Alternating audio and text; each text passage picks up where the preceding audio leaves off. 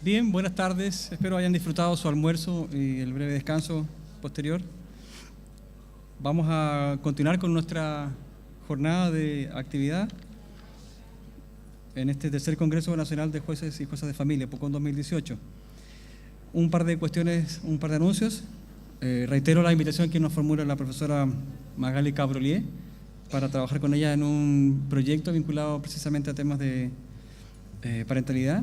Esto para con los jueces de Coquimbo, Valparaíso, Metropolitana, Maule, Araucanía y Los Lagos. Si quisieran colaborar con ella en su trabajo de investigación, la pueden ubicar, está por aquí, está de hecho por allá, alzaron la mano y ver si es posible que colegas de familia puedan participar de ese proyecto.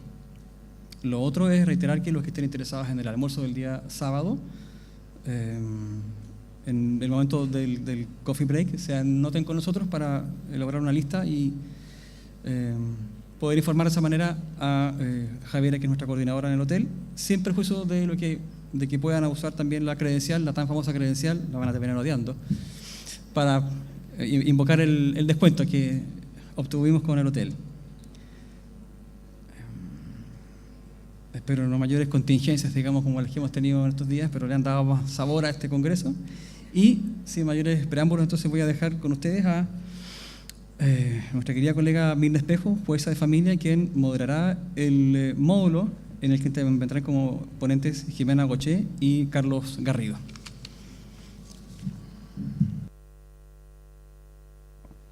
Buenas tardes.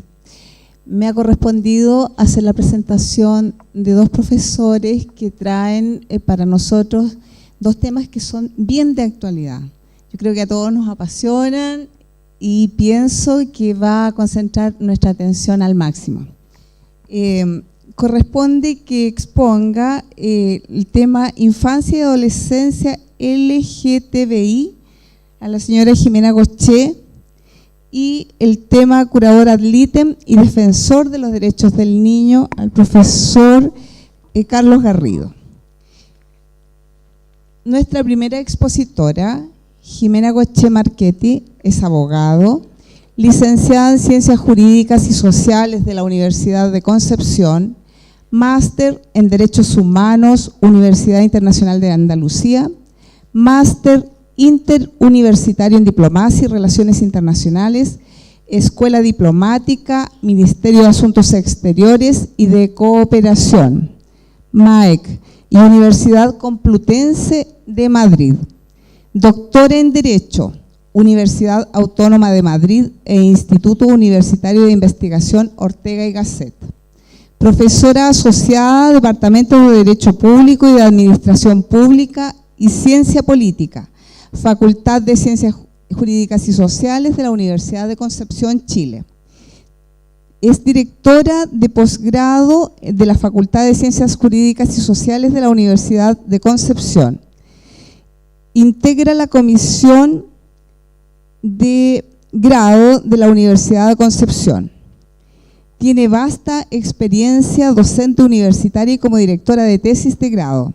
Es autora de libros y capítulos en la materia como Sexualidad Diversa y Discriminación, una mirada del derecho internacional de los derechos humanos y Derechos Humanos e Identidad de Género en Chile, entre otros. Entonces comienza su exposición la profesora Jimena Goché.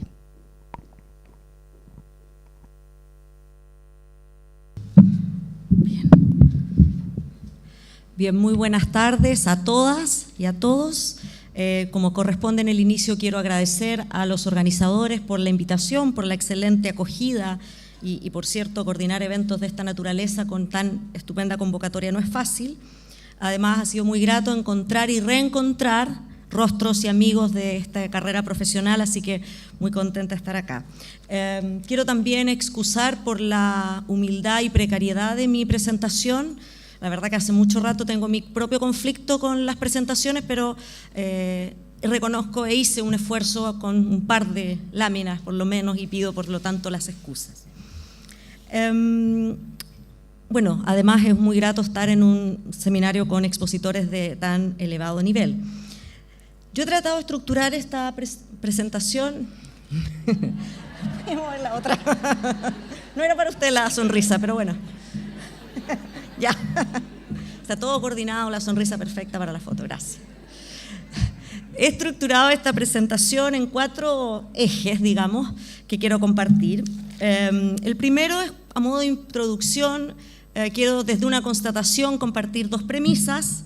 En segundo lugar, comentar algunas cuestiones sobre la realidad de la infancia. Ahí puse LGTBI, diversidad sexual, ya vamos a problematizar esos conceptos. Luego, dar lo que yo creo son algunas de las razones que explican esa realidad que voy a comentar para plantear al final algunos desafíos que creo este tema plantea al país, a la función jurisdiccional en general. ¿Cuál es mi constatación y con la que yo quisiera partir? La comprensión de la sexualidad humana ha cambiado en los últimos años y creo que en eso poca duda podemos tener, digamos. Tal vez hace mucho tiempo ya que estamos preguntándonos qué significa realmente en el mundo de hoy ser hombre o ser mujer exactamente, desde cuándo tenemos clara conciencia de si somos hombres, nos sentimos hombres, somos mujeres o no. ¿Qué significa eso para la construcción de nuestras relaciones o de nuestras vinculaciones en el colegio, en la familia, en los trabajos, en nuestras relaciones de pareja? ¿Qué implicancia tiene la sexualidad en los comportamientos sexuales privados? Es decir, aunque el tema hoy día podríamos algunos compartir que divide entre conservadores y progresistas, matiz que también podríamos luego problematizar, lo cierto es que creo que es una constatación, la sexualidad es mucho más que el cuerpo, es parte de nuestra vida y de cómo vivimos nuestra vida, desde que nacemos hasta morir. A partir de ahí, creo que hay 2 premisas que es importante tener en cuenta al momento de iniciar esta conversación. La primera es que creo que nos falta conocimiento científico, nos falta rigurosidad, nos falta reconocimiento, respeto, cuando hablamos del sexo, del género, de la orientación sexual y cuando nos referimos a las personas que se conocen bajo esta sigla LGTBI, que significa lesbianas, gays, transexuales, bisexuales e intersex, que hoy día podríamos agregar la Q de las personas queer, que voy a tratar de explicar más adelante. También se utiliza, por cierto, la expresión diversidad sexual o minorías sexuales. Ambas tienen connotaciones que son sociológico-políticas, pero digámoslo por ahora para efectos de esta presentación, diré indistintamente diversidad sexual o personas LGTBIQ. Y esta falta de conocimiento, de rigurosidad científica, yo creo que la podemos notar o se evidencia en un montón de ejemplos, si me permiten esa expresión coloquial. Y solo voy a nombrar uno. Cuando se discutió la ley 20.609, que establece medidas contra la discriminación, mal título porque solo es una acción de tutela y no establece más medidas, pero bueno, la conocida como ley Zamudio, uno de los puntos más discutidos fue la inclusión de las categorías sospechosas y, por supuesto, las categorías sospechosas que tenían que ver con la sexualidad, orientación sexual, identidad de género. Y cuando uno mira la prensa de esos años, al principio los senadores estaban muy felices por haber incluido orientación sexual, porque se protegía toda la diversidad. E identidad de género no estaba incluido. Y como ese hay una serie de otros ejemplos que evidencian que todavía no existe un conocimiento, digamos, riguroso, ni tampoco la preocupación para ser respetuoso cuando nos referimos a las personas LGTBI. Y la segunda premisa es que la verdad es que no existe igualdad, no existe no discriminación en el ejercicio de derechos para gran parte de las personas que viven desde identidades sexuales que son diversas a la mayoría, que se ha impuesto por los siglos de los siglos como la identidad sexual normal, comillas, o correcta, comillas. Y de ello derivan las demandas o las aspiraciones específicas que hoy día tiene la población, las personas LGTBI en Chile. Por ejemplo, en cuanto a las relaciones de pareja y de familia, matrimonio, filiación, en cuanto al libre desarrollo de la personalidad, el nombre o la identidad, en el caso de las personas trans. Y, por cierto, en otras materias que son mucho menos visibles, pero que también son aspiraciones de la población LGTBI, como terminar con el maltrato, en los contextos universitarios, por ejemplo, hoy día un tema que es muy recurrente, Mirna me presentaba como integrante de la comisión de grado de la UDEC, es la comisión de género de la UDEC, y en la comisión de género hemos visto cómo para los estudiantes trans es un tema su inserción en contextos universitarios donde están con pares, pero pares que son adultos. En el ir a votar para una persona trans, el acceso al trabajo, etc. Siguiente. Dicho esto, yo quiero dar algunas características de lo que creo que es la realidad de la infancia y la adolescencia LGTBI en Chile, contextualizada en la realidad mundial y comparada. Y esto lo quiero hacer a partir de destacar lo que creo que son algunos avances, lo que son estancamientos y los que son algunos retrocesos. En primer lugar, los avances, que siempre es bueno partir por aquello que es más positivo. El primero tal vez es que la realidad chilena en esta materia está inserta en un contexto internacional favorable, desde el derecho internacional de los derechos humanos y desde el derecho comparado. Solo a modo ejemplar, porque aquí hay muchos instrumentos internacionales de distinto valor jurídico que han ido reconociendo las demandas y la necesidad de que los estados avancen en respuestas hacia las demandas de la población LGTBI. Ineludible es partir por la sentencia Atala Rifo y Niñas versus Chile de febrero del año 2012, en que la Corte Interamericana de Derechos Humanos estableció que la orientación sexual y la identidad de género son categorías protegidas por medio del artículo 1.1 del Pacto de San José de Costa Rica. Y en este sentido, toda discriminación basada en ellas constituye una vulneración del derecho internacional, sentando así un tremendo precedente para los derechos de las personas LGTBI, porque incluso fue más allá de solo la orientación sexual. Específicamente en el tema de los niños, niñas y adolescentes, me parece que un avance sustantivo e importante es la opinión consultiva 24, emitida por la Corte Interamericana de Derechos Humanos en noviembre, pero que se dio a conocer en febrero de este año. Esa es una opinión consultiva, un pronunciamiento que hizo la Corte Interamericana a partir de una consulta de Costa Rica, y se refirió a dos grandes temas. Por un lado, el tema del reconocimiento de la identidad de las personas trans, y en segundo lugar se refirió a las familias constituidas por personas del mismo sexo. Específicamente en lo que toca a infancia y particularmente a niños que se autoperciben como niños trans, es decir, para adelantar, aquellas personas en que su sexo biológico y el sexo asignado al nacer no coincide con la vivencia personal del género. Luego de hacer una serie de consideraciones en torno al deber de los estados de reconocer en procedimientos rápidos y expeditos para los adultos la identidad de género, señaló en los párrafos, y lo pueden anotar si es que alguien quiere leer esto, son los párrafos 149 al 156, las consideraciones relacionadas con el derecho a la identidad de género desarrolladas para los adultos son aplicables a los niños y niñas que deseen presentar solicitudes para que se reconozca en los documentos y los registros su identidad de género autopercibida. Este derecho debe ser entendido conforme a las medidas de protección especial que se disponga a nivel interno en conformidad al artículo 19 del Pacto de San José, las cuales deben diseñarse necesariamente en concordancia con los principios del interés superior del niño y de la niña, de la autonomía progresiva, a ser escuchado y a que se tome en cuenta su opinión en todo procedimiento que lo afecte, en respeto a la vida, la supervivencia y el desarrollo, así como al principio de no discriminación. Resulta importante destacar que cualquier restricción que se imponga al pleno ejercicio de este derecho de los niños, que tenga por finalidad la protección de niños, únicamente puede justificarse conforme a esos principios y no debe resultar desproporcionada.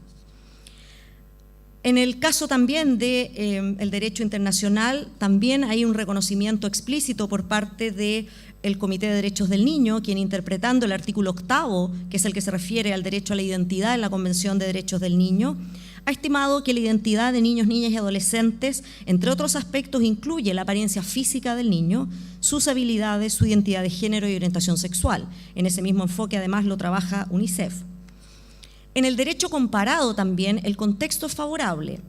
Hoy día, por ejemplo, en Europa deben ser más de 40 estados los que tienen o permiten el cambio registral. Algunos lo hacen respecto de los niños también.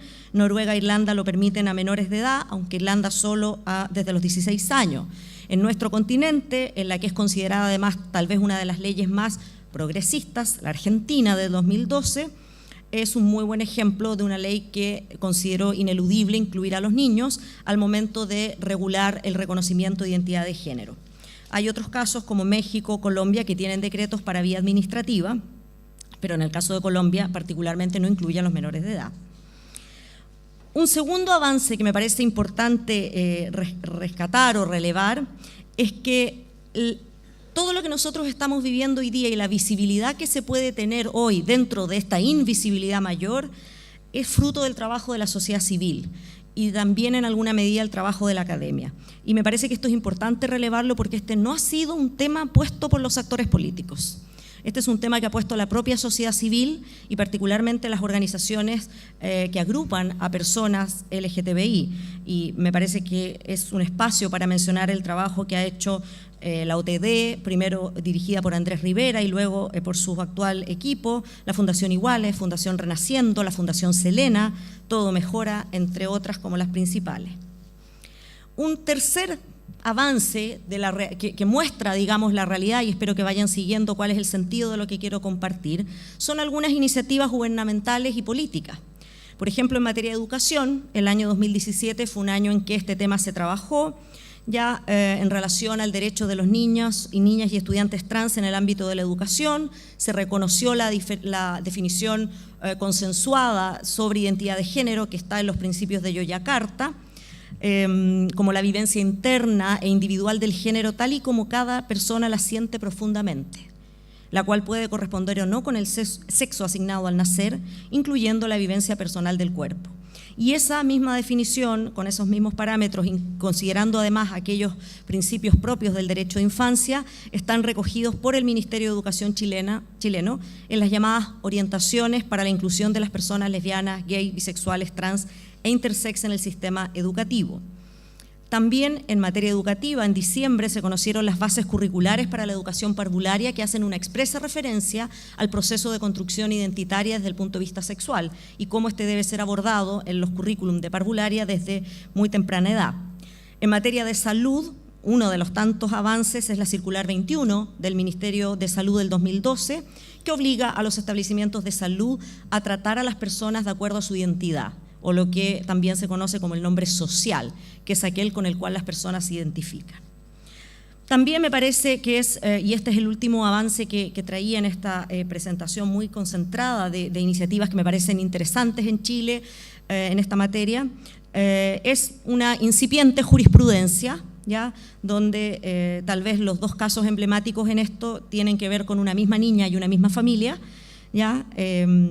La primera niña que en Chile obtiene el cambio de su partida de nacimiento y su nombre en virtud de la ley 17.344. Hoy día ya no es la única sentencia, hay dos más, no he podido acceder, pero me informaron que habían dos sentencias más. En distintos foros con distintos colegas hemos comentado esta sentencia y uno académicamente tiene muchos reparos sobre cómo se incluyó el derecho internacional, sobre la participación del niño, si fue oído, sobre el concepto de interés superior.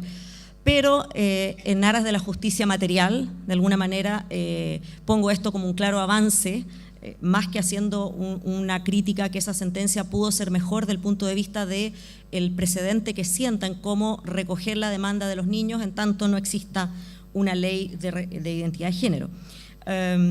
Y lo mismo, en la misma familia, interpuso un recurso de protección contra la clínica alemana para obligar a la clínica a tratar a esa niña de acuerdo a su nombre social y no tratarla con su nombre legal, porque eso evidentemente causó una, si me permiten la expresión, victimización mayor de una niña que estaba por un tema de salud y además era tratada con su nombre de varón. Sobre estos puntos, junto al querido amigo y profesor Domingo Lovera, hemos escrito algo haciendo referencia a la patologización en las sentencias, que esperamos sea publicado muy pronto. Cuando esté publicado lo podrán ver con bastante detención, porque es un tema que es muy interesante y voy a referir algunas ideas en unos minutos más. En materia de estancamiento, y ya empezamos a ver el otro lado, digamos, que me parece a mí que es un primer estancamiento donde nosotros no logramos salir y por lo tanto la realidad de la infancia LGTBI que vemos no es tan bonita como estos avances que pude describir brevemente. Creo que se mantiene y persiste el adultocentrismo y ciertos estereotipos cuando hablamos de comprender a la infancia, particularmente en la capacidad para definirse en su propia identidad. Según Cook y Cusack, categorizar a las personas es estereotipar. Y un estereotipo es una generalización, una preconcepción sobre los atributos o las características de los miembros de un grupo o de los roles que los miembros de ese grupo deben cumplir.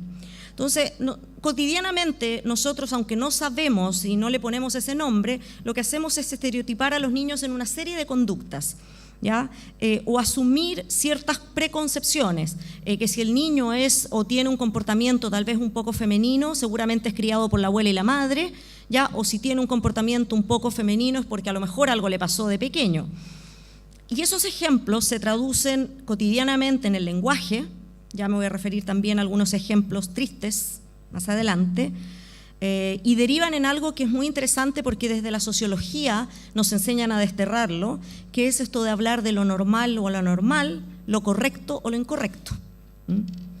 Las campañas de juguete, las redes sociales, la propia precariedad que tienen las discusiones entre los actores políticos cuando hablamos de estos temas, muestran esa persistencia del adultocentrismo y de los estereotipos. Y el segundo estancamiento que voy a plantear creo que es la mejor evidencia de esto, que tiene que ver con el lento, muy lento, e insuficiente avance de proyectos legislativos.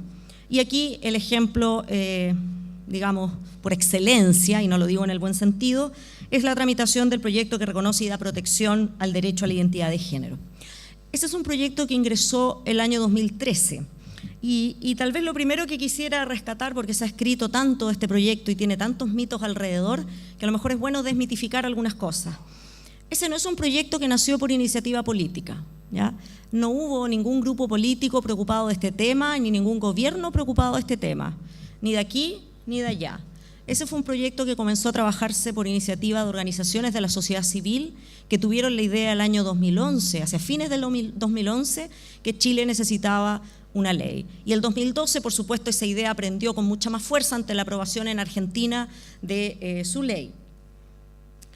Y durante todo el 2012 y el inicio del 2013, este grupo de personas de la sociedad civil hizo un activo lobby y consiguió que el 7 de mayo, Jimena Rincón, Juan Pablo Letelier, Lili Pérez, Camilo Escalona y Ricardo Lagos Weber presentaran la moción parlamentaria que significó el ingreso del proyecto y que fue bajo ciertos acuerdos o bases mínimas para lograr que alguien se interesara en firmar este proyecto e ingresarlo, que para resumirlo era tratar de replicar el procedimiento de la ley 17.344, la ley de cambio de nombre, como ustedes saben, es la que hoy se utiliza por las personas trans para pedir su cambio, pero tratando de aminorar aquellas cuestiones que eran particularmente graves en la práctica de esa ley para las personas trans, como la excesiva intervención del servicio médico legal, con prácticas en muchos casos vulneratorias, ¿ya? La exigencia de certificados psiquiátricos, ¿ya?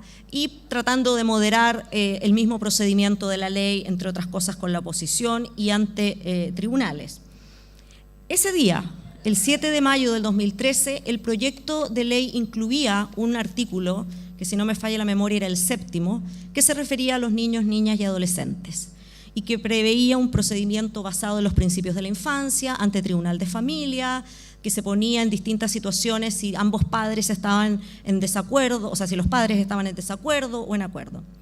El proyecto se ingresó a eso de las 11 de la mañana, 11:30 del 7 de mayo, a eso de las 10 de la mañana los senadores decidieron, y lo que estoy contando es público, los senadores decidieron que no iba la norma de infancia, porque esto ya era una cosa, o sea, ingresar este proyecto ya era una osadía, no son esas las palabras, pero ese era el sentir. Y por lo tanto, a las 11 de la mañana en un computador, el proyecto cortó el artículo que correspondía a los niños, niñas y adolescentes, se hizo la adecuación y se ingresó el proyecto en tribunales de familia, pero para los adultos. Entonces, siempre explico esto porque me parece interesante, siempre hay generales después de la batalla, pero la idea de incorporar a los niños estuvo en el origen y estuvo en el trabajo de las organizaciones de la sociedad civil. De ahí en adelante, este proyecto ha tenido 15 periodos de indicaciones, lo cual es bastante exagerado considerando la poca cantidad de artículos y en relación a lo que es la tramitación de otros proyectos. Solo me voy a referir al último tiempo para llegar a contextualizar en qué está hoy día, para los que no estén muy actualizados en esto. La senadora Lili Pérez, quien fue una de las personas que se comprometió a incorporar la norma de niños que había salido el 7 de mayo del 2013, cumplió su palabra e incorporó esto por una vía de indicación. Sin embargo, en estos 14 periodos de indicaciones que iban y venían, el 18 de enero del 2017 se acordó, en vez de un 2-3 para mantener a los niños, el 3-2, y los niños salieron de la discusión del proyecto. Se volvió a cortar el artículo. Solo como un dato, el 1 y el 22 de marzo no sesionó la comisión porque no había quórum, solo hubo uno, un dato. El 6 y 7 de junio del 2007 se votó en el Senado, y aquí de la votación lo interesante es que respecto a los adultos se aprobó que el trámite fuera ante el registro civil, y esto es muy relevante porque entre el 2013 o el 2012, cuando esto empieza, y el 2007, se produjo además un avance notable en materia internacional, ya dando cuenta de que era necesario que los estados garantizaran un procedimiento que idealmente no sea judicial. De manera que esta aprobación en 2007 hizo eco no solo de la demanda de las personas LGTBI adultas, sino también de los desarrollos internacionales. Y se aprobó que las personas casadas trans, en todo caso, lo deben hacer ante Tribunal de Familia. Ya se rechazó la oposición de terceros en la misma línea de adecuarse a los estándares que se habían ido desarrollando en estos años. Pero sí se aprobó la exigencia de un certificado médico, que es un tema evidentemente muy complejo en este proyecto de ley. Entre junio del 2007 y el 3 de enero de este año, ya en segundo trámite constitucional, se han escuchado distintos actores y gobiernos, y el 13 de diciembre del 2017 el gobierno de Michelle Bachelet presentó una indicación para volver a incluir a los niños, niñas y adolescentes, que en lo pertinente señala que el procedimiento será que los niños podrán, en un procedimiento para niños, niñas y adolescentes, pedir esta rectificación, caso en el que deben presentar al menos uno de los siguientes 3 informes. 1, un informe que acredite que el niño, niña, adolescente y su medio familiar ha recibido acompañamiento profesional de educación o de salud por a lo menos 2 años. 2, un informe de salud mental que se refiere a la identidad de género del niño, niña o adolescente. Y 3, un informe psicológico que descarte la intervención determinante de un tercero. Y además, esta indicación del gobierno de Bachelet agregaba que la rectificación de partida de nacimiento respecto al cambio de nombre y sexo registral se puede hacer solo por una vez, excepto en el caso de niños, niñas y adolescentes, quienes al alcanzar la mayoría de edad pueden hacerlo una vez más. El 9, 10 y 11 de enero de este año se votó y se aprobó incluir a los niños, niñas y adolescentes, aprobándose también los principios que están incorporados ahora en esta ley, que son para adultos y niños, pero particularmente en el caso de los niños son la no patologización, la no discriminación, la confidencialidad, la dignidad en el trato, el interés superior y la autonomía progresiva. El que debe incluirse la dignidad en el trato que reciban las personas como un principio, creo que es una señal muy potente de dónde estamos. El 15 de enero de este año se despachó a la sala de la Cámara, y ahí el gran problema era el término del matrimonio respecto de las personas casadas que hacen el término. El 22 de enero se volvió a votar, y esta vez de nuevo no se aprobó incluir a los niños, niñas y adolescentes, es decir, a las vacaciones salieron los niños, de nuevo. Entre medio han habido 2 oficios de la Corte Suprema que ha avalado la inclusión de los niños, niñas y adolescentes, porque señala que es un deber del Estado y las familias, y que además nos corresponde a Estado y familia apoyar y proteger el desarrollo que los niños alcancen. Sabemos todos que en febrero en este país pasan muy pocas cosas, así que marzo suma urgencia al proyecto de ley, la última semana del gobierno saliente. Creo que eso no es un gran ánimo político, por cierto.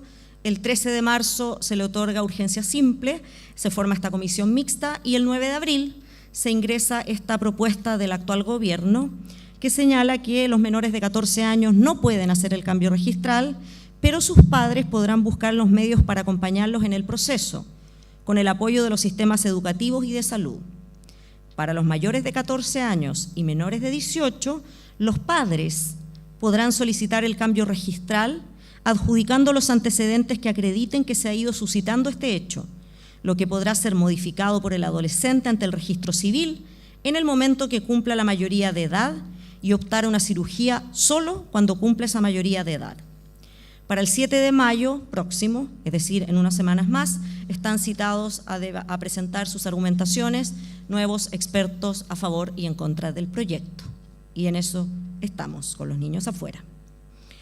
Un tercer estancamiento que me parece importante, y lo voy a ligar al anterior, es que persiste la ausencia de la enseñanza formal en los centros de formación técnica, en los institutos de formación profesional y en las universidades, que dé lugar a profesionales capacitados, respetuosos, que puedan aportar a la comprensión social que se le debe a este tema. Yo me pregunto, a propósito de las dos indicaciones, ¿quién va a hacer ese acompañamiento de los sistemas de salud educativo si no hay profesionales que tengan el conocimiento?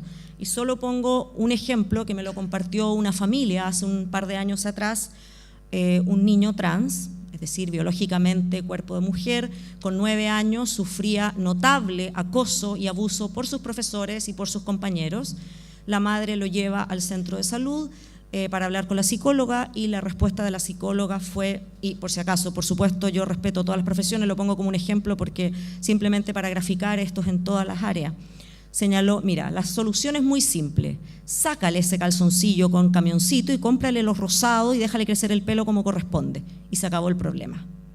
Esa fue la respuesta ante la situación de bullying que sufría ese niño por sus profesores y por sus compañeros, tanto así que el niño tiene una hermana menor.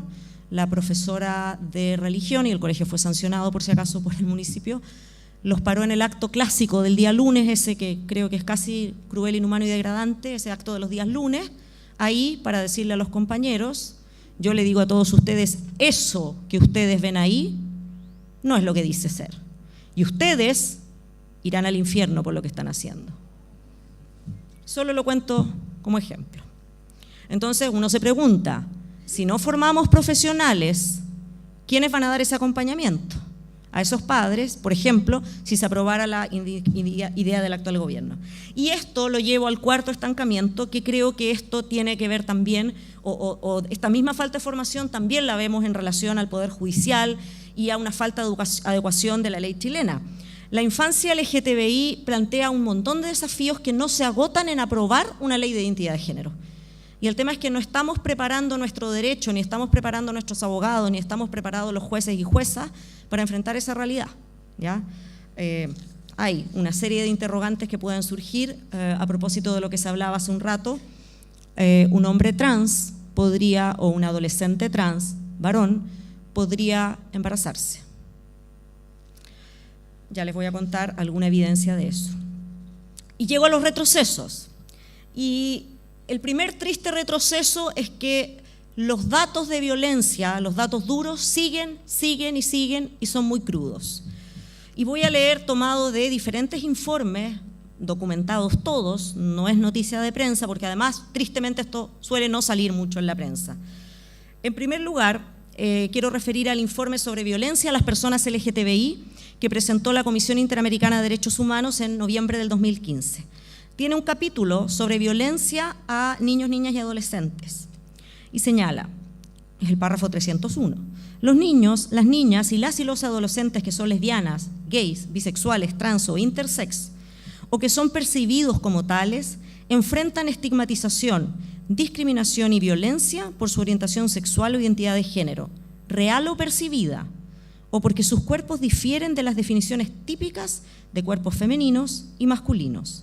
De acuerdo con UNICEF, el alcance de esta discriminación y violencia incluye aislamiento por parte de compañeros y compañeras en la escuela, en la casa o en la comunidad, marginalización y exclusión de servicios esenciales, como la educación y la asistencia médica, abandono por parte de su familia y la comunidad, acoso y matoneo escolar, bullying, intimidación, violencia física y sexual, incluyendo violaciones sexuales de tipo correctivas.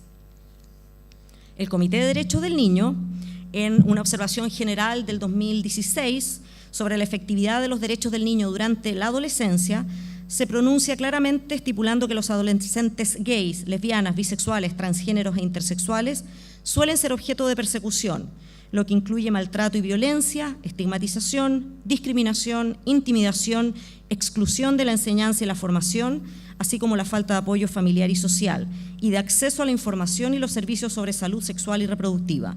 En casos extremos se ven expuestos a agresiones sexuales, violaciones e incluso a la muerte.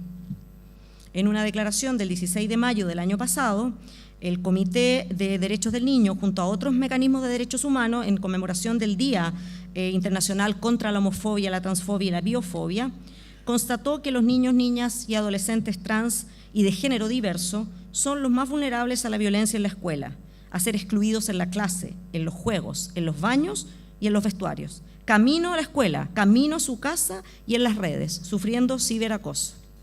En ese sentido, señalaron que este entorno hostil puede lamentablemente llevar a estudiantes trans y de género diverso a abandonar la escuela y la familia a una edad temprana. Están expuestos a carencia en el hogar, en los mercados laborales familiares, a la economía delictiva, a ser objeto del uso de los perfiles por la policía y a un ciclo grande de pobreza, marginación y más discriminación y violencia por el resto de su vida. A Chile, el propio Comité de Derechos del Niño, luego de finalizar el examen cuarto y quinto en el 2015, le dijo que estábamos al debe en esto. Expresó la preocupación por la persistencia en Chile de actitudes, prácticas discriminatorias respecto a los niños homosexuales, bisexuales, transgénero e intersex y recomendó redoblar los esfuerzos destinados a combatir las actitudes negativas y eliminar la discriminación a este grupo. La Fundación Todo Mejora elaboró en el 2006 una encuesta nacional de clima escolar sobre la experiencia de niños, niñas y adolescentes lesbianas, gay, bisexuales y trans en establecimientos educacionales respecto a su orientación sexual e identidad de género, que quería conocer cuáles eran las experiencias de bullying y acoso de estos niños en el año 2015. Y esto evidenció este retroceso brutal porque es una tremenda y dura realidad.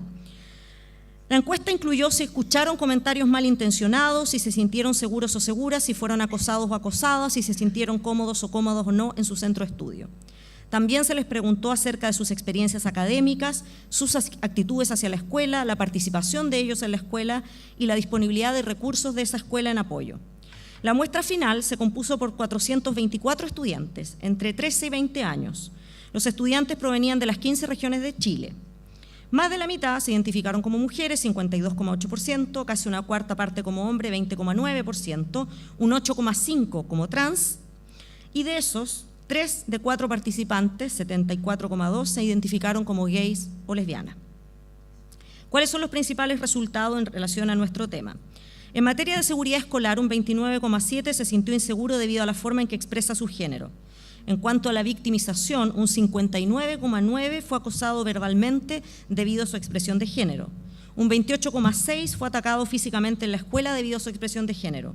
Un 31,4% fue acosado sexualmente y un 31,1% acosado permanentemente en las redes sociales.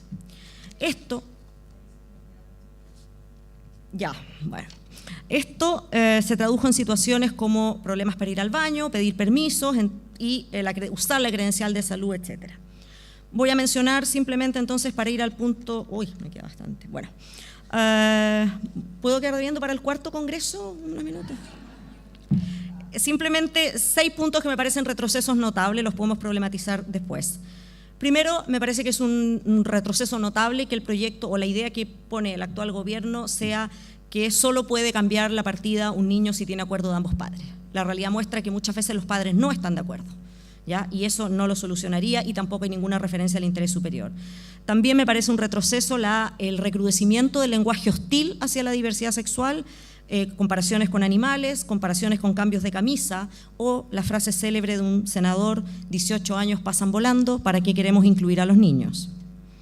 Un retroceso también es la querella por prevaricación contra el juez que dictó la sentencia a favor de esta niña y la ausencia absoluta en la campaña presidencial que recién vivimos y, por cierto, también una mala referencia, creo yo, a la infancia en la Constitución. ¿Cuáles son las razones de esta realidad? En el tercer punto, voy a tratar de ser breve. Primero, creo que hay construcciones estereotipadas, ¿ya? Sobre cómo nos definimos, sobre la identidad. No, desconocemos esto, no tenemos claro cómo nos identificamos. Solo voy a leer un testimonio de los varios que traía acá. Este año me llegó la menstruación y empezó a cambiar mi cuerpo y empezó mi sufrimiento. Los pechos, la cintura, tenía así una cinturita, mucha. Tenía como el cuerpo perfecto de una mina, pero yo no quería ese cuerpo. Odiaba mi cuerpo. Era como que siempre andaba abrigado, con camiseta, polera, una camisa, un chaleco, para que no se me notaran los pechos. Esos testimonios y muchos otros que traía están en la encuesta T, que elaboró OTD con 315 casos en Chile, en los cuales el 41% señaló que empezó a vivir su identidad de género antes de los 18 años. El 50% dijo que abiertamente la reconoció, mientras que el 97% dijo que su familia le cuestionaba su identidad. Frente a eso, claramente la norma, como está propuesta, no serviría, o por lo menos no cubre todos los casos. Y el 80,7% señaló que desde los 11 años se dio cuenta, y algunos, el 41,3%, desde los 5 años, que su sexo no cuadraba con su identidad.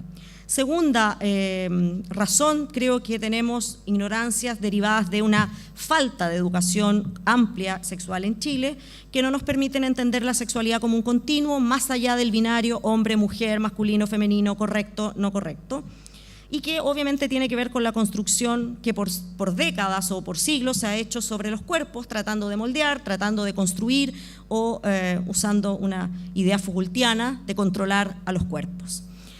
Hay una serie de conceptos que usamos periódicamente y que no tenemos clara conciencia de lo que significan: sexo, intersexualidad, género. La misma expresión trans incluye no solo a las personas transgénero, también transexuales, travestis.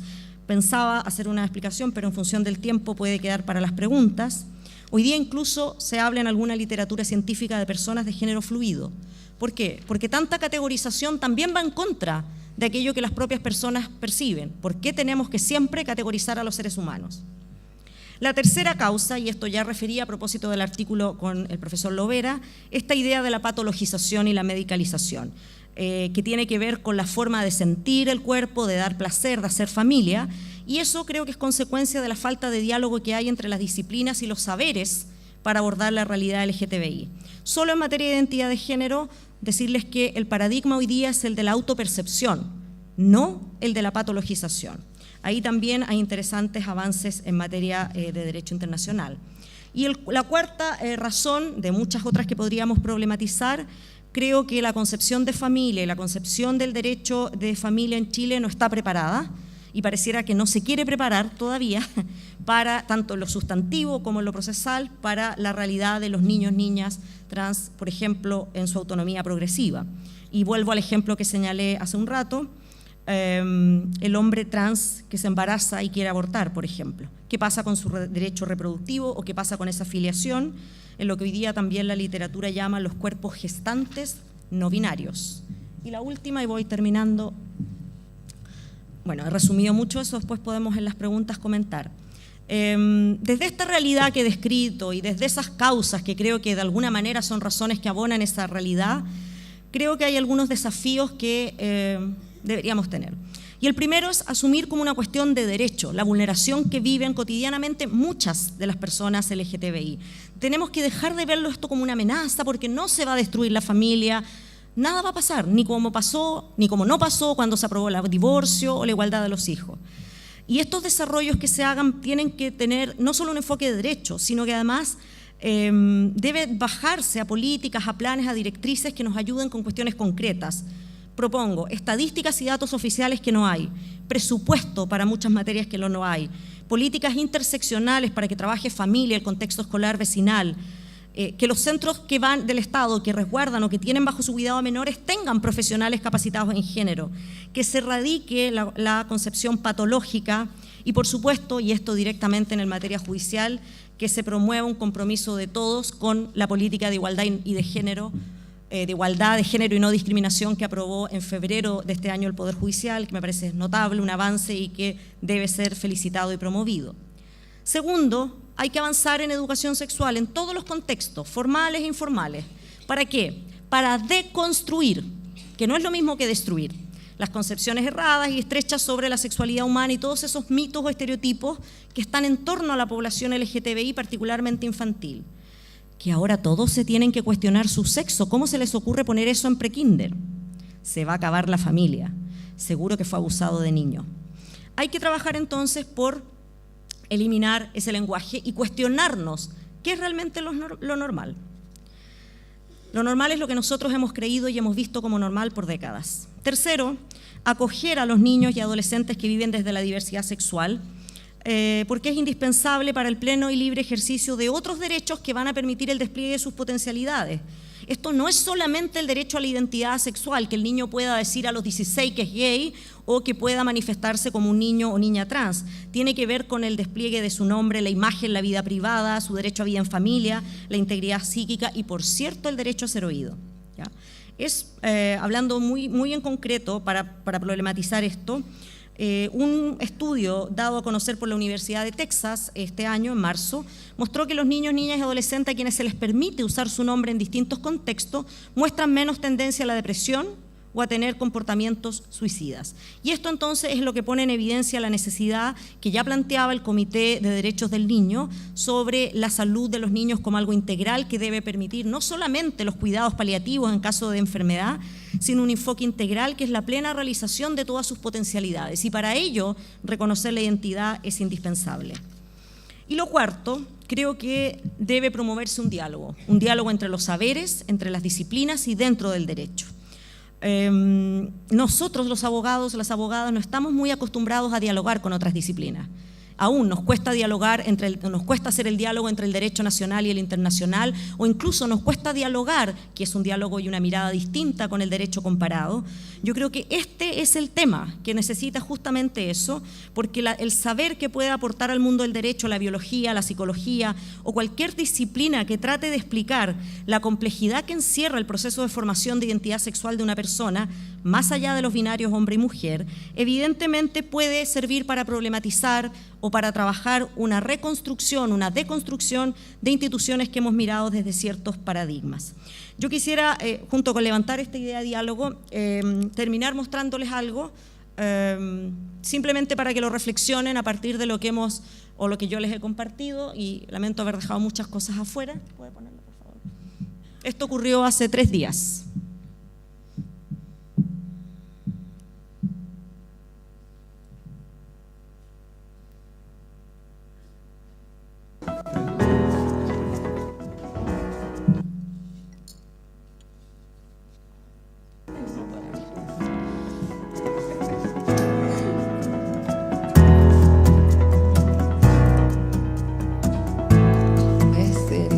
Pedido de ella y lo logró, que en su documento diga el nombre que ella eligió, que ella lo siente.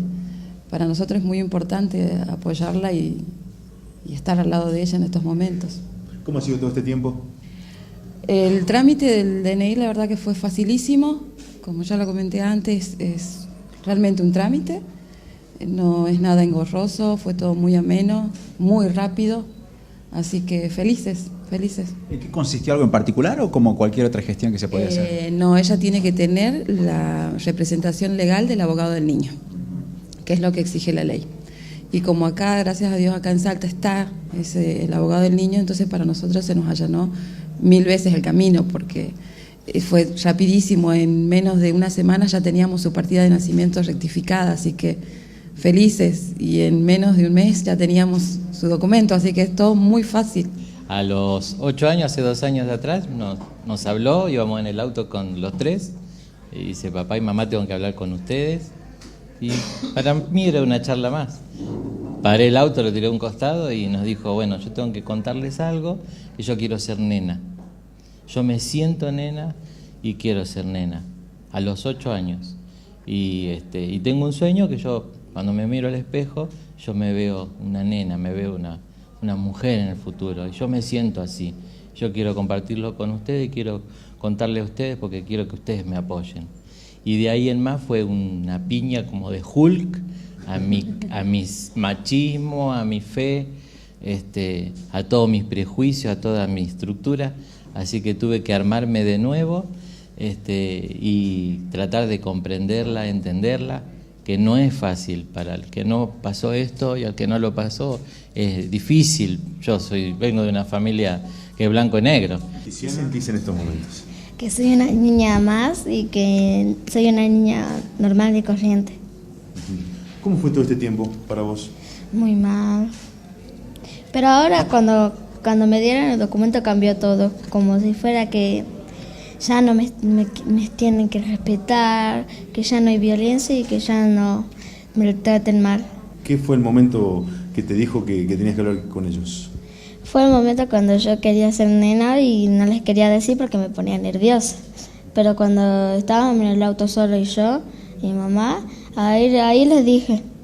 Y no me puse nerviosa y nada, le dije con sinceridad.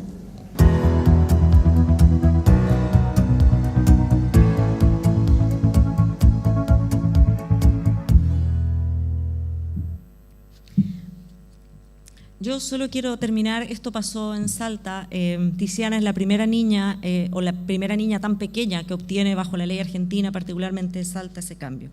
Yo solo quiero terminar con una frase que muchas veces doy vuelta y que los obstáculos no pueden ser la excusa en muchas cosas. Y aquí es mucho más fácil decir saquemos a los niños porque no nos podemos poner de acuerdo. Yo creo que debemos de construir todas esas ideas sobre los niños, sobre la diversidad sexual, como personas y como profesionales. Uno lo hará desde la academia, otros lo harán desde la judicatura, pero creo que ese es el proceso y esa creo que es una constatación. Muchas gracias y mil excusas por haber excedido el tiempo.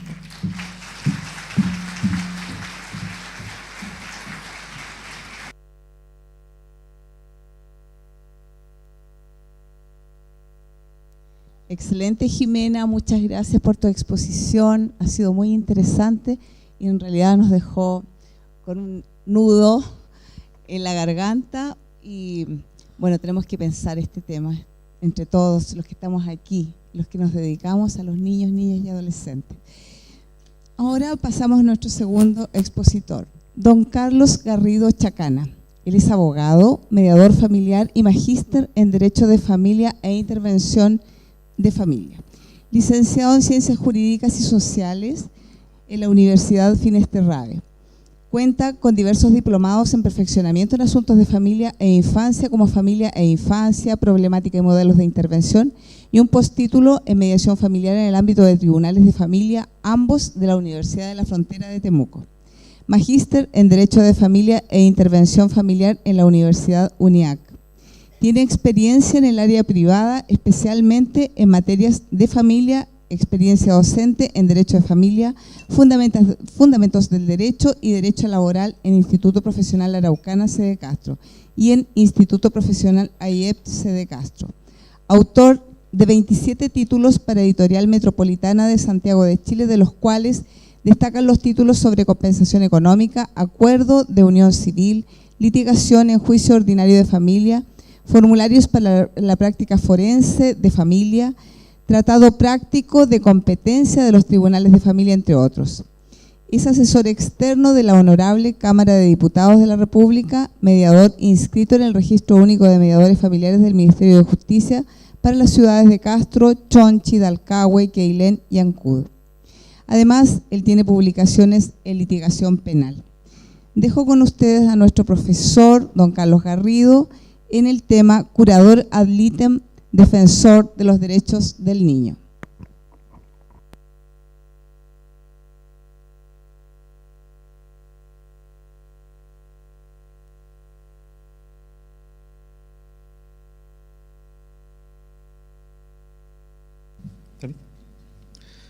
Buenas tardes a todos los presentes.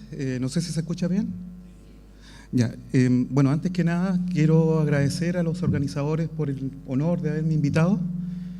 También quiero agradecer a mi señora esposa por haberme acompañado y otorgarme el privilegio de compartir su vida conmigo. Dicho eso, tenía que decirlo.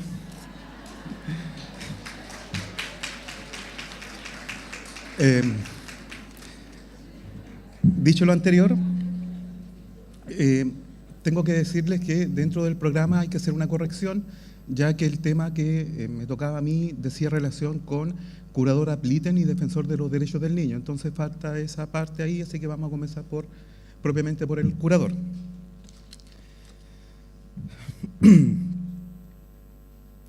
Cuando hablamos de un curador ad litem, damos por sentado de que se trata de un abogado que representa o defienda los intereses de los niños, niñas, adolescentes o incapaces. Pero el ámbito de aquella representación y o defensa se halla difuso entre lo material y lo técnico, ya que la ley no define con precisión el rol determinado de este interviniente, sino que solo nos da 3 referencias aisladas y limitadas al respecto. Tales referencias son las consagradas en el artículo 19 de la Ley de Tribunales de Familia, los artículos 494 y 264 de nuestro Código Civil, que lo único que hacen las 2 últimas disposiciones es referirse a las curadurías especiales y la de 264 a la negativa de los padres a prestar su consentimiento para el ejercicio de la acción civil del hijo. Como vemos, salvo la primera de las disposiciones, estas no contribuyen a aclarar la interrogante planteada, ya que el artículo 19 solamente nos dice que la representación se extiende a todas las actuaciones judiciales, incluida el ejercicio de la acción penal, conforme al artículo 109, letra B del Código Procesal Penal. Esta falta de reglamentación lleva a que el curador actúe muchas veces como un testigo experto y haga un informe a semejanza de lo que hace el consejero técnico sin efectuar una representación técnica de los intereses del niño como debiera ser un abogado. O sea, aquella defensa que signifique preparar una teoría del caso, refutar prueba, aportar prueba, discutir, objetar, recurrir, etc. Estamos acostumbrados a ver a un curador que observa y no interviene, no conversa, no tiene entrevistas con el menor, no exige, no repone, no cuestiona el actuar del tribunal. Un curador que, en términos prácticos, no aporta nada nuevo al tribunal. Ahora,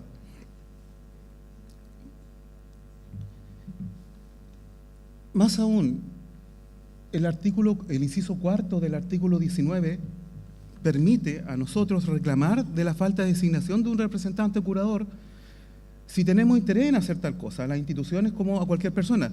Pero no así, no podemos reclamar del ejercicio inadecuado o incompleto de la defensa que hace este curador. No lo podemos hacer.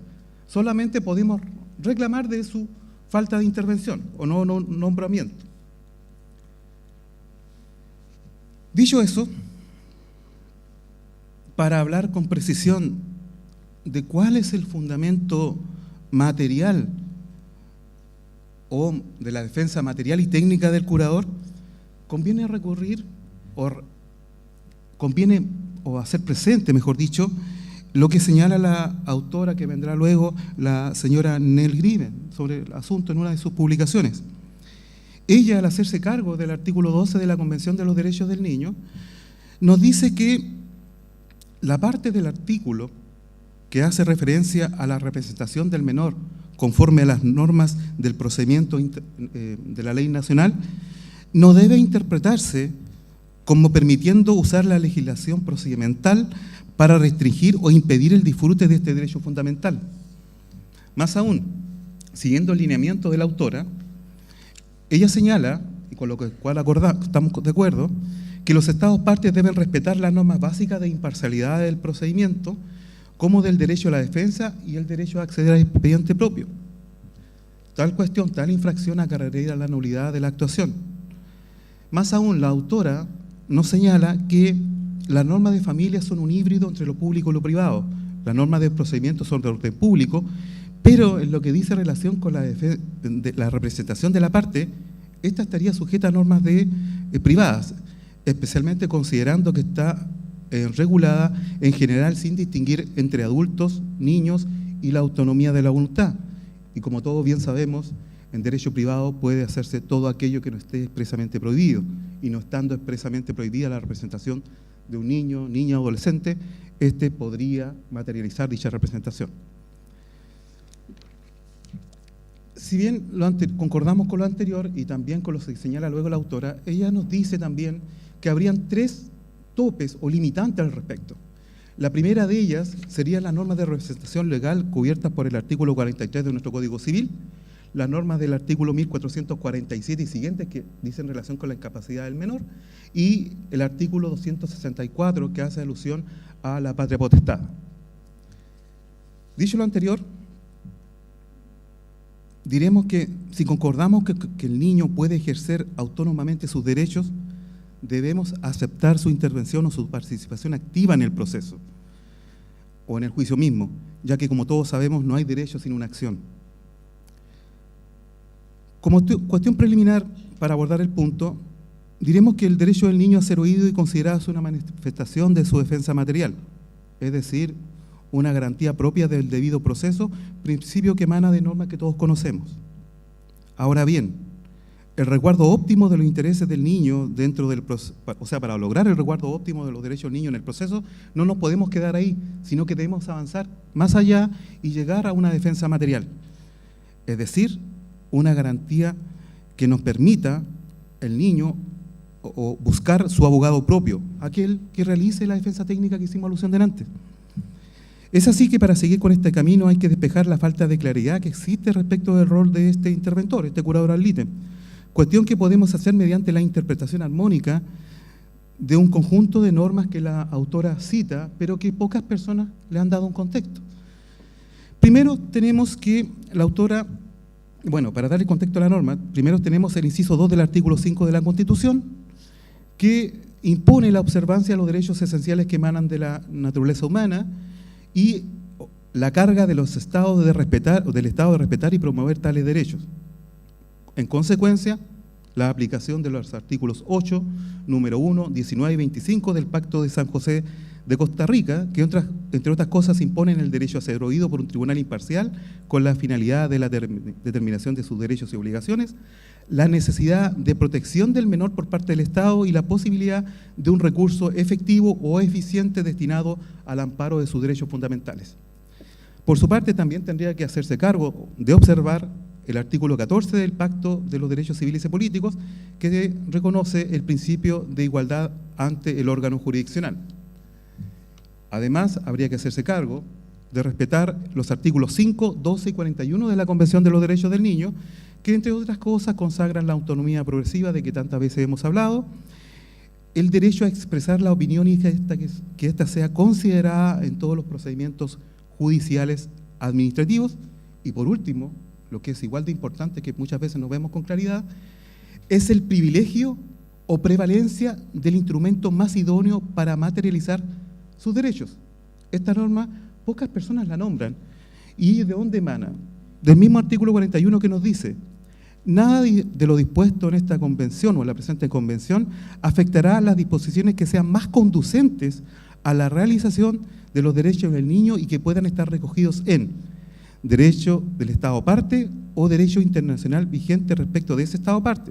En consecuencia, la convención se limita por sobre la ley del Estado parte si esa ley del Estado parte es más eficiente que la propia convención. En consecuencia, estamos en el supuesto que el artículo 19 de la Ley de Tribunales de Familia, cuando requiere que ese curador ad litem actúe en todas las actuaciones del juicio, dice todas, todas. Eso significa cuestionar prueba, cuestionar admisibilidad, recurrir, etc. Pero nadie hace ese alcance. Entonces la labor del curador no es simplemente ser un tercero, un observante. Tiene que actuar. Es su carga actuar. Y el tribunal no puede permitirle que no materialice esa defensa íntegra. Solamente haciendo las dos relaciones entre el artículo 41 de la Convención de los Derechos del Niño y el artículo 19 de la Ley de Tribunales de Familia. Ahí está la respuesta. No necesitamos más. El problema es que ¿quién obliga a ese interviniente materialmente a garantizar una debida intervención?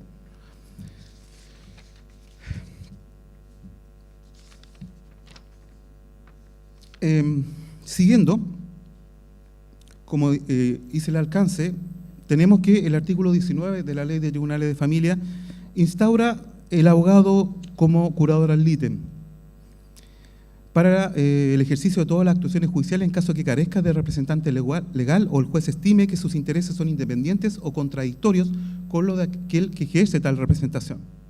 Como vemos de todo este cúmulo de normas, especialmente las internacionales cuya aplicación y obligatoriedad tienen rango constitucional, podemos concluir que todas las personas, incluso los menores de edad, son reconocidos como iguales ante el órgano jurisdiccional.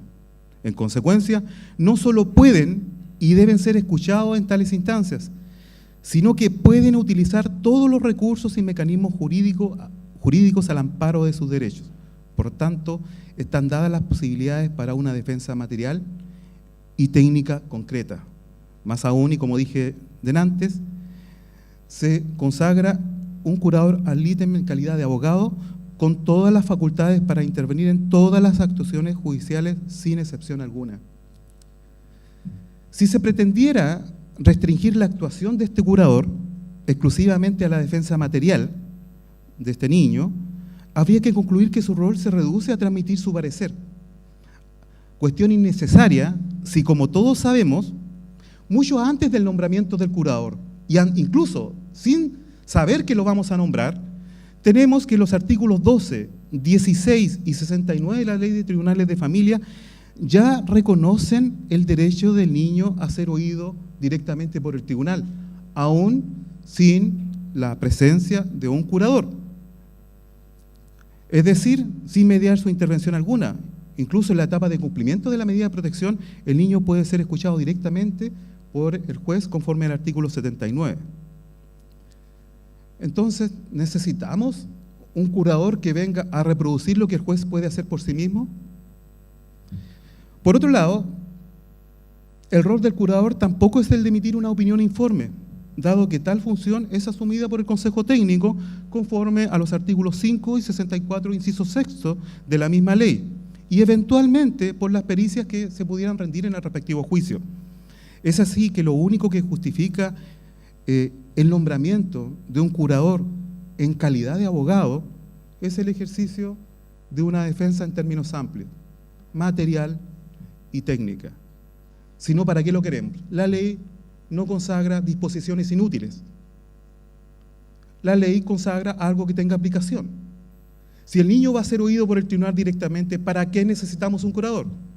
Para que haga o cumpla lo que el tribunal no puede hacer, la representación técnica. Es así que ese curador debe ser activo. Ese curador debe ofrecer prueba, rendir prueba, cuestionar prueba, objetar, recurrir, enfrentarse a los otros como un adversario más y eventualmente seguir con ese proceso hasta donde tenga que llegar en pro de la defensa de los intereses de su representado, ese niño que no tiene voz. Dicho eso, las normas legales están dadas, están interpretadas. El problema, incluso, a mi parecer, no va en el abogado, va en el tribunal. El tribunal debe exigir que la intervención de esa persona a quien le atribuyó ese rol sea debida y si no, cursar las notificaciones que correspondan y gestionar la sanción que sea procedente. La ley está de su parte. El problema es que no lo habíamos mirado así. Dicho lo anterior, como segundo punto,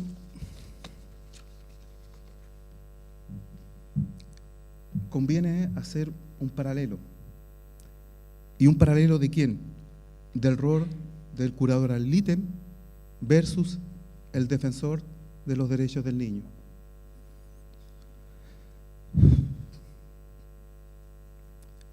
Cuando se anunció el proyecto de ley que buscaba la creación de la Defensoría de los Derechos del Niño, yo creo que la mayoría de nosotros especuló sobre el rol judicial que asumiría esta institución. Tal incertidumbre a todos nos hizo pensar que materializaría una defensa técnica de este sujeto. Por tanto, que vendría a suprimir el rol del curador. Hecho que, en definitiva, no aconteció. ¿Y por qué no aconteció? No aconteció porque, según lo que estudiamos el trámite legislativo, nos dimos cuenta que se optó por un modelo institucional de promoción y persuasión. Por tanto, con atribuciones acotadas en materia judicial. En más de un pasaje del debate del Congreso se hizo hincapié en tal cuestión. Por tanto, no hay mucho que decir al respecto. Ahora bien, ¿cómo podemos probar nosotros lo acotado del rol del defensor? Bueno, esto se puede acreditar o evidenciar por lo dispuesto en el artículo 4 de la Ley de la Defensoría.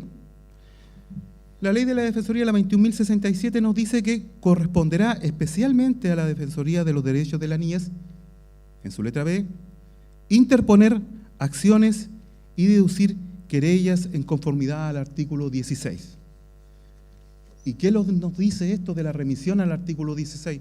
Muy simple. El artículo 16, otra vez se remite al mismo artículo 4, pero para no ir tan largo, vamos a resumir lo que queda. En primer lugar, el defensor podrá actuar como un amicus curiae. Perdonen el latín porque no es mi especialidad. Pero, ¿qué significa esto? Podrá actuar como este personaje ante los tribunales de justicia, pudiendo realizar presentaciones por escrito que contengan su opinión con comentarios, observaciones o sugerencias en los casos y las materias relativas a su competencia. La presentación que haga este personaje o esta presentación escrita no conferirá a la Defensoría la calidad de parte ni suspenderá o alterará la tramitación del procedimiento. Sin perjuicio de ello, el tribunal deberá pronunciarse siempre respecto de tal opinión. Respecto a este punto hay que aclarar lo siguiente: el hecho de que el tribunal deba pronunciarse respecto de tal opinión no transforma esta opinión en vinculante, no lo es, solamente tiene que referirse. Ahora, por último, la Defensoría no podrá ejercer esta facultad cuando haya actuado en el juicio de cualquier forma. El problema con esta limitante es que si no podemos actuar como este tercero que aporta al juicio, cuando hayamos denunciado, o sea, si la Defensoría lleva una denuncia a un tribunal por una amenaza o vulneración de derechos, aquí estaría excluido de esta intervención. Puede ser o no cuestionable, pero en ese caso no, porque de alguna forma habría intervenido por último para dar curso al proceso. Entonces en esta parte estaría inhabilitado para intervenir, como dije. Segunda facultad, tenemos que el defensor puede deducir acciones y querellas por hechos que involucren a niños y que revistan caracteres de gravedad, relevancia o un interés social comprometido, y siempre que se trate de los siguientes delitos: sustracción de menores, violación, estupro u otros delitos sexuales, modalidades de homicidio, infanticidio, lesiones corporales, etc. Se debatió mucho en el Congreso sobre si tales atribuciones debían ser con carácter amplio, pero se llegó a la conclusión de que no debiese ser así, porque ya tal rol estaba asignado, y recordemos que su rol es de promoción y persuasión. Entonces, aquí hay que recordar de nuevo que se volvieron a restringir tales facultades. Sobre el punto, el debate legislativo bastante largo, extenso, no lo voy a reproducir sin perjuicio de que los que necesiten o quieran verlo podrán pedirlo luego y yo se lo remitiré, pero que no deja de ser interesante. En tercer lugar, podrá deducir los recursos de protección y amparo en el ámbito de sus competencias, que es una facultad muy parecida al Instituto de Derechos Humanos que veremos luego, y esas son propiamente las facultades de intervenir directamente en el proceso. Ahora, el mismo artículo 16 al final también consagra que deberá denunciar al órgano competente cualquier crimen o simple delito, etcétera, etcétera, pero todos sabemos que eso, por ser un órgano público, tiene la obligación de hacerlo. Y también, en el caso que tome conocimiento de crímenes de genocidio, lesa humanidad, etcétera, tortura y como esa, remitir los antecedentes al Instituto de Derechos Humanos para que este organismo ejerza las acciones de rigor.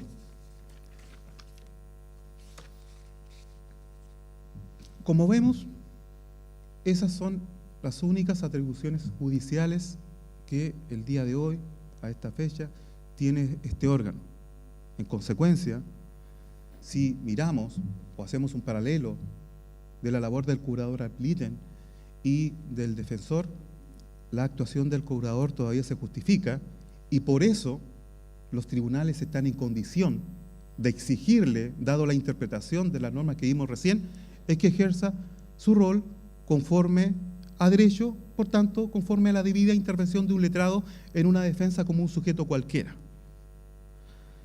Si el tribunal no lo hace, pensémoslo todos, estaría omitiendo el respeto y la observancia de nuestra Constitución Política de la República. ¿Por qué? Porque no estaría tomando el inciso 2 del artículo 5 mediante el cual puede exigir a un interviniente que ejerza la representación que tales convenciones requieran. Y si es el tribunal quien lo nombró, es él quien debe hacer cumplir el inciso 2 de tal disposición. Dicho lo anterior, vamos de lleno a ver algunas de las atribuciones fiscalizadoras del defensor de los derechos de la niñez, dejando atrás un poco de esta dualidad con el curador ad litem, y señalarles que por qué escogí esta parte. Cuando se me invitó a esta conferencia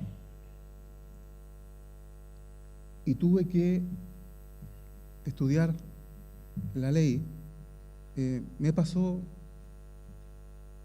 lo mismo que yo creo que la mayoría, que tenía desconfianza de la institución, porque sonaba como el nombre de una institución retórica que no tenía ninguna atribución práctica y que no sancionaba, no obligaba, no coercionaba, no fiscalizaba. Y tomé con cierta desconfianza el análisis de la institución. Vi la cabalidad de las atribuciones que contiene el artículo 4 de la ley y me costaba hallar aquella que permitiera presionar a los órganos de la administración para propender a la protección de los derechos de la niñez. ¿Cómo lo hacía si el mismo debate legislativo señalaba que no tenía atribuciones vinculantes en la materia de sanción y fiscalización? Es así que en ese camino, buscando, las encontré.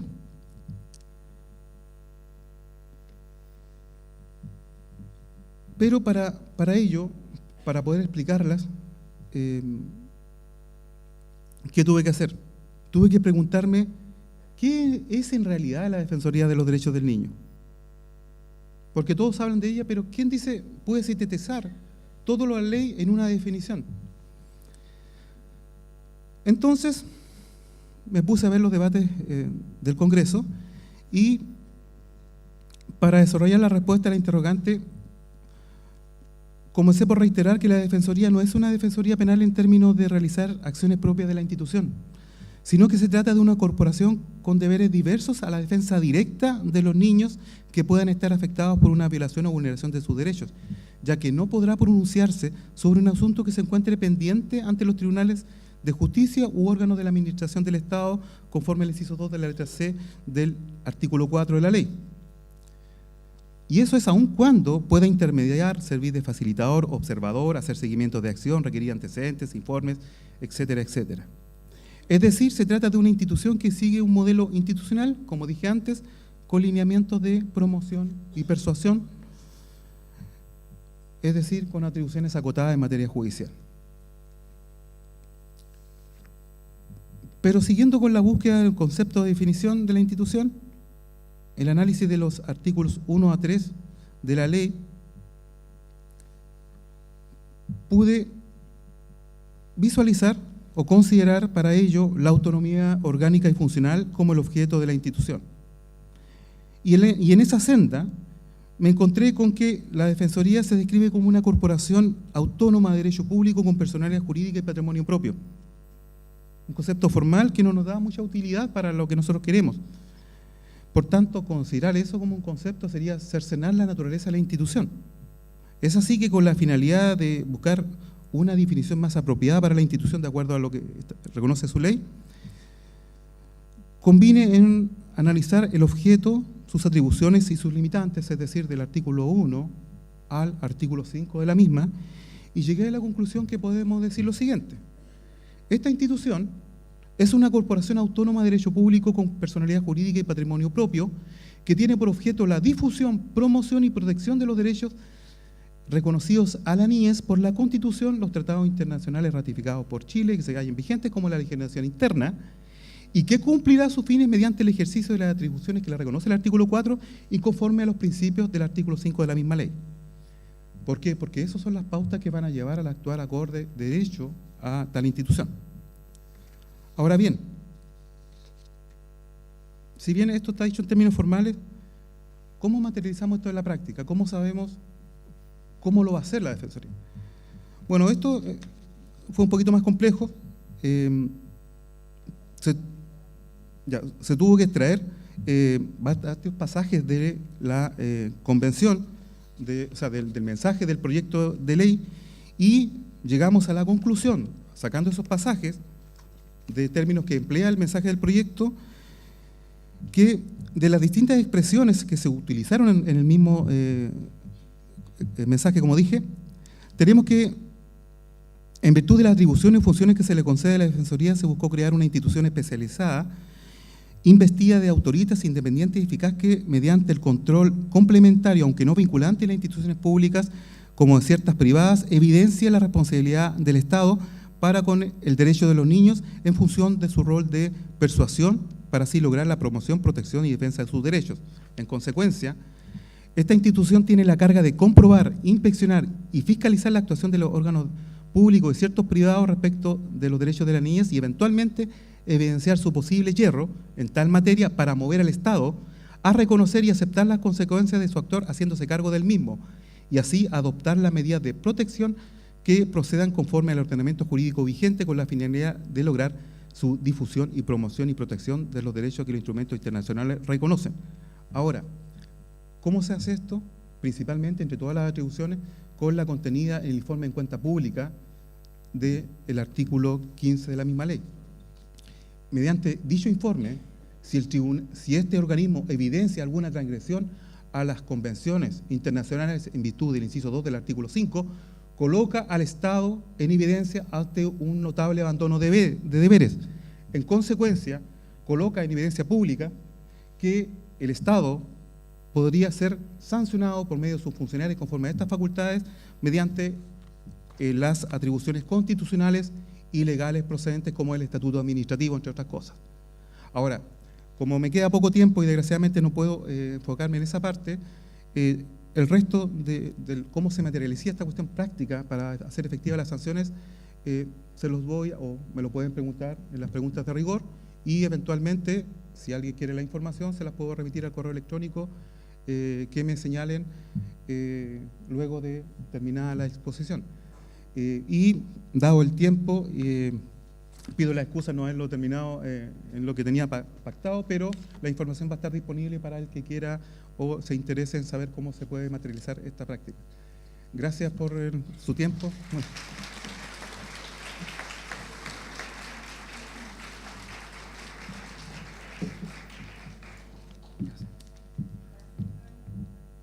La verdad de las cosas que nos llamaba mucho la atención conocer cuál era el rol específico del defensor de menores, de los niños, y nosotros también estábamos muy interesados por eso, porque ustedes saben que la defensora de los derechos del niño es una persona que procede de Temuco, ¿ya? Doña Patricia Muñoz. Y habíamos pensado con toda nuestra ilusión que podríamos haber contado con ella como bombón de sorpresa para mañana, pero sus múltiples actividades le impidieron viajar. En todo caso, Carlos nos ha permitido tener el conocimiento de cuál es el rol que tiene el defensor.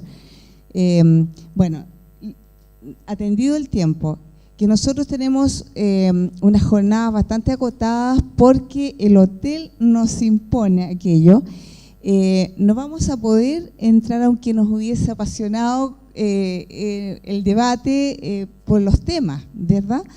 Pero les voy a decir algo. Jimena está dispuesta en el café a responder las preguntas que le plantearon las 3 personas que presentaron la papeleta. Y las personas, me imagino, ¿cierto, Jimena?, que puedan tener algún interés en conversar contigo. Por su parte, Carlos, también, como ya lo escucharon, va a responder preguntas, pero por correo electrónico, por lo que le voy a pedir a las personas que hicieron estas preguntas que por favor vengan a señalarme sus correos electrónicos de manera que les pueda enviar su respuesta. Muchísimas gracias por su asistencia, por su atención. y pasemos al café. Gracias. No sin antes hacerles entrega de un recuerdo a cada uno de nuestros expositores.